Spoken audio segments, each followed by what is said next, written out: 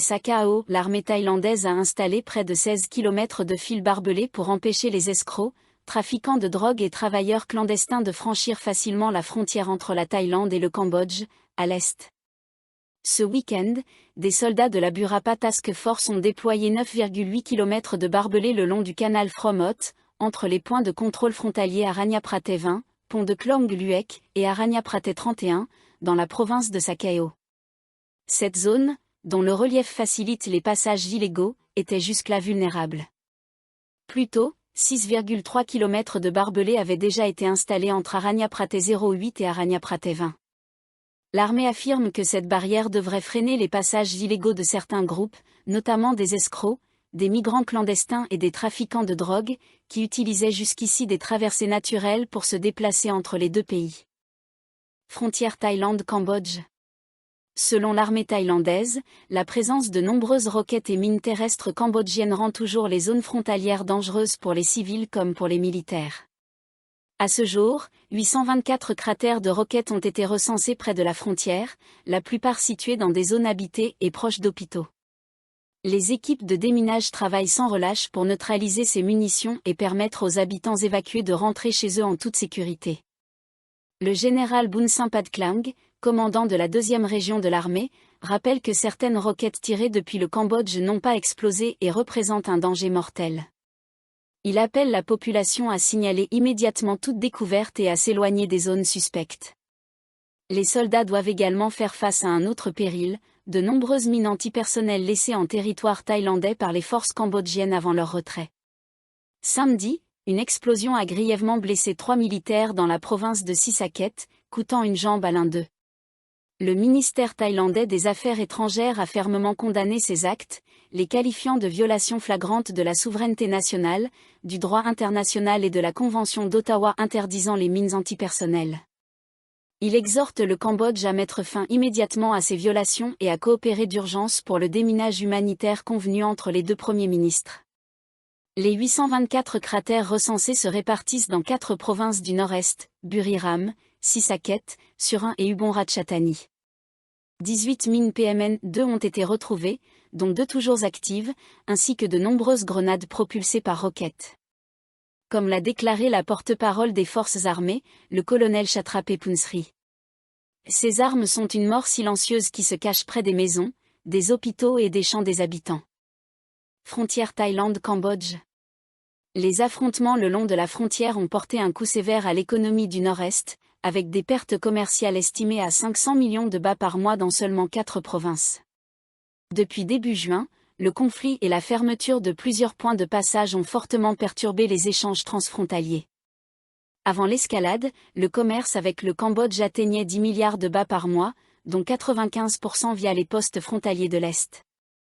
Les provinces du Nord-Est Ubon Ratchathani, Surin, Sisaket et Buriram subissent désormais de plein fouet l'arrêt de ces échanges. L'impact va bien au-delà des marchandises. Plus de 10 000 Cambodgiens traversaient chaque mois pour accéder à des soins ou faire des achats. Ces déplacements sont désormais suspendus. Les bombardements signalés ont endommagé des terres agricoles et retardé les récoltes. Les banques locales proposent des mesures d'allègement, report d'échéances et crédits supplémentaires pour aider habitants et entreprises. Le tourisme souffre aussi. Dans les provinces frontalières de Trat et Chantaburi, les réservations hôtelières ont chuté de 50%. Même à Pattaya, les opérateurs constatent une baisse de confiance. Si le conflit perdure, la haute saison touristique pourrait être gravement compromise. À Pattaya, la chaîne hôtelière Flippé a enregistré une baisse de 20% de fréquentation sur les 6 premiers mois.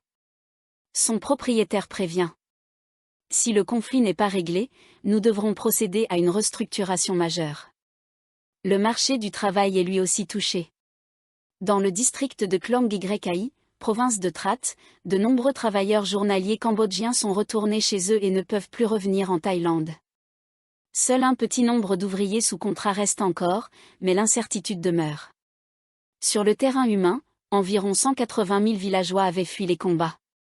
Beaucoup commencent à rentrer, mais restent méfiants quant au respect du cessez-le-feu par le Cambodge. À Buriram, dans un centre d'accueil temporaire, des familles préparent leur retour, chargent vêtements et affaires, impatientes de retrouver leur bétail laissé depuis plus de 2 semaines.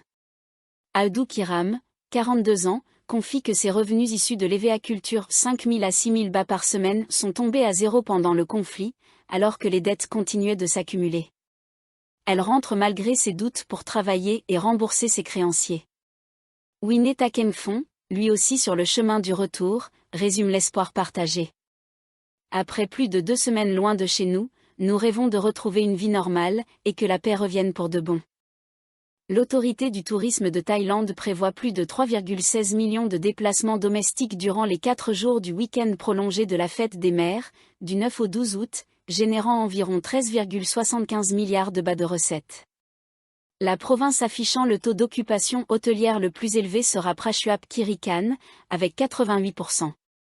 Selon la gouverneure de la TAT, Tapane Kiatfeboul, cette forte demande est alimentée par l'ajout exceptionnel du lundi 11 août comme jour férié, faisant grimper le taux d'occupation moyen à 66% à l'échelle nationale. La région centrale devrait accueillir 898 000 voyages, suivi du nord-est avec 609 600 et de l'est avec 600 500. En termes de revenus, Bangkok est en tête avec 3,41 milliards de bahts, devant le sud, 2,79 milliards, et l'est, 2,62 milliards. Les destinations les plus visitées devraient être Bangkok, Kanchanaburi, Chonburi, Nakhon Ratchasima et Rayong. Côté villes secondaires, Lopburi, Udon Thani, Suphanburi, Ratchaburi et Loi sont en tête des choix.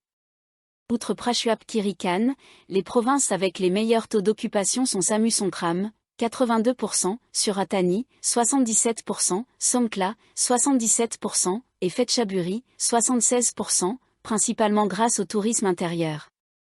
La majorité des Thaïlandais privilégieront de courts trajets dans leur région ou les provinces voisines, pour faire des mérites, rendre hommage aux statues de Bouddha dans les temples, partager des repas en famille et participer aux festivités marquant le 93e anniversaire de Sa Majesté la Reine Mère Sirikit, le 12 août. Selon le Conseil du tourisme, seuls 9% des voyageurs traverseront les régions et 6% passeront la nuit hors de chez eux. Les principaux bénéficiaires économiques seront les transports, les restaurants, les boutiques de souvenirs, les agences de voyage et les hôtels.